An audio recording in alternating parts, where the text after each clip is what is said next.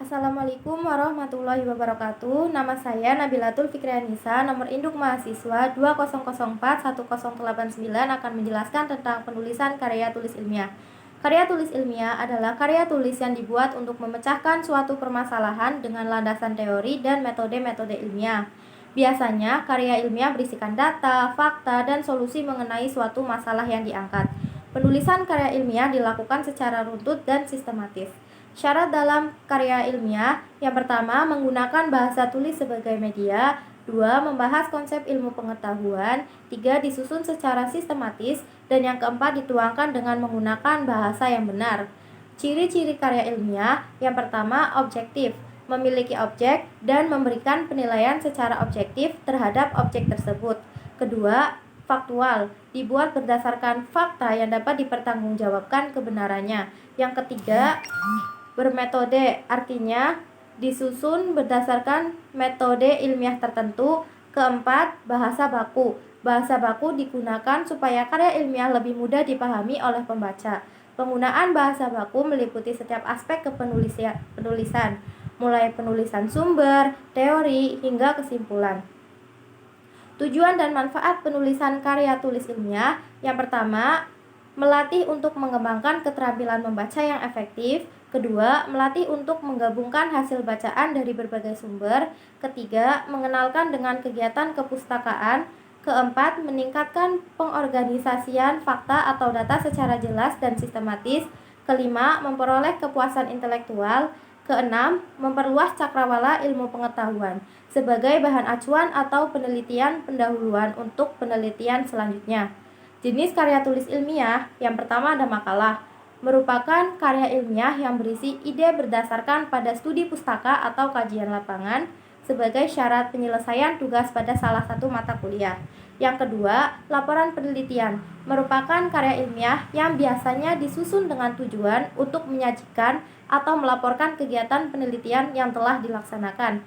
Yang ketiga, ada skripsi, merupakan karya tulis ilmiah resmi yang membahas permasalahan dalam bidang tertentu, syarat S1.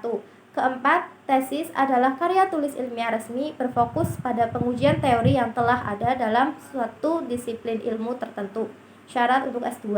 Kelima, ada disertasi, merupakan karya tulis ilmiah resmi akhir seorang mahasiswa dalam penyelesaian program S3.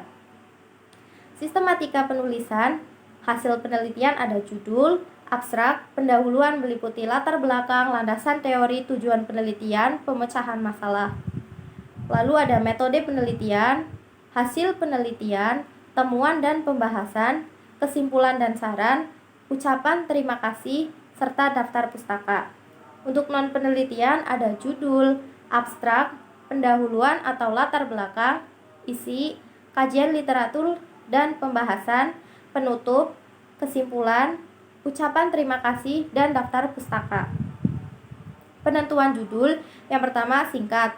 2. Mampu menggambarkan keseluruhan isi artikel. 3. Deskriptif dan informatif. 4. Lebih baik dipikirkan dan ditetapkan setelah seluruh naskah selesai disusun. Abstrak dan kata kunci: pertama, merupakan ringkasan keseluruhan artikel dan harus menarik. 2. Meliputi tujuan, metode, hasil, dan simpulan. 3. Berkisar antara 100 sampai dengan 200 kata tergantung gaya selingkung. Keempat, biasanya ditutup dengan kata kunci. Kelima, kata kunci sebaiknya menggambarkan aspek masalah yang diteliti.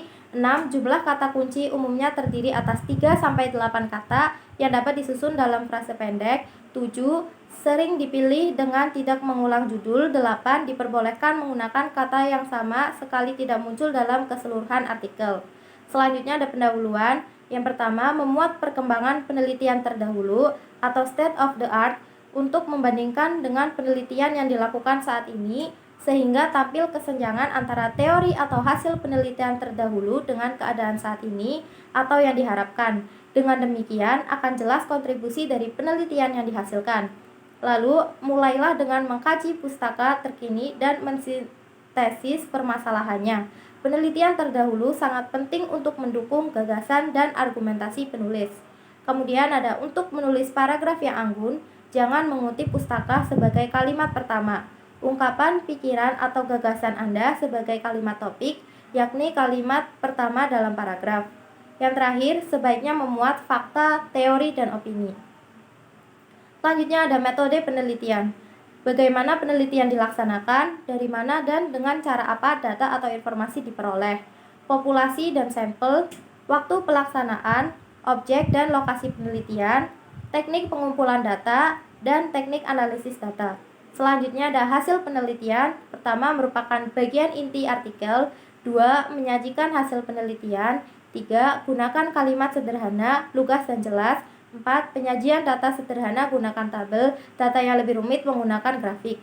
5. Sajikan dimulai dari hasil utama diikuti hasil pendukung. 6. Jangan mengulangi menulis angka yang telah ditulis pada tabel dalam teks laporan data perwakilan dan bukan data mentah. Selanjutnya ada pembahasan.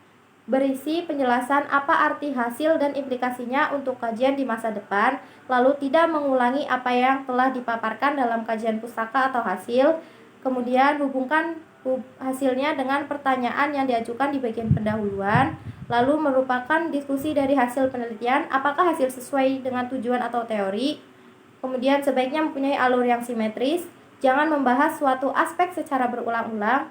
Carikan pendapat atau hasil penelitian orang lain yang dijadikan bahan pembanding dengan hasil yang diperoleh dengan bahasa sendiri. Jangan terlalu berspekulasi, bermuara pada satu titik yang mendukung kesimpulan.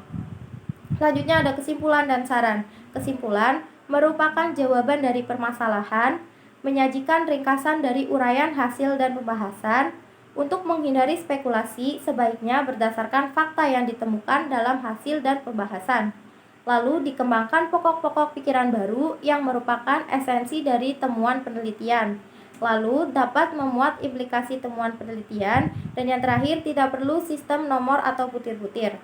Selanjutnya ada saran. Yang pertama, dapat mengacu kepada tindakan praktis, pengembangan teori baru, dan penelitian lanjutan. Dan yang kedua ada harus berkaitan dengan pelaksanaan atau hasil penelitian. Selanjutnya ada isi. Di dalamnya terdapat 1. Urutan masalah yang dibahas. 2. Analisis dan interpretasi. 3. Ilustrasi atau contoh. 4. Tabel, gambar atau grafik jika ada. Selanjutnya ada penutup, berisi simpulan dan saran. Jika ada saran. 2. Kesimpulan merupakan jawaban permasalahan yang dikembangkan di dalam pendahuluan. Selanjutnya ada ucapan terima kasih atau acknowledgement. 1. Ucapkan terima kasih kepada pihak yang pantas. 2. Memberi dana, bahan, dan sarana penelitian serta sponsor. 3. Semua nama yang tercantum sudah dikonfirmasi. Dan yang keempat, ungkapkan secara wajar. Selanjutnya ada daftar pustaka. 1. Daftar pustaka yang dimasukkan adalah sesuai yang diacu dalam naskah artikel. 2. Pustaka yang diacu harus ada dalam daftar pustaka. Gunakan Mendeley, EndNote, Zotero, dan lain-lain. 3. Acuan harus relevan, mutakhir, dan dari acuan primer, yaitu artikel jurnal, makalah proceeding, dan paten. 4. Pernyataan umum tidak memerlukan pustaka rujukan. 5. Ketika mensitasi paper, fokuslah pada gagasannya, bukan fokus pada siapa yang punya gagasan.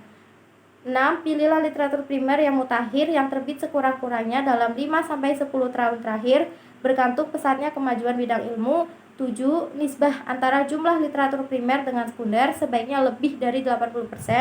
8. Hati-hati menggunakan acuan dari internet yang tidak jelas. Sekian yang dapat saya sampaikan. Wassalamualaikum warahmatullahi wabarakatuh.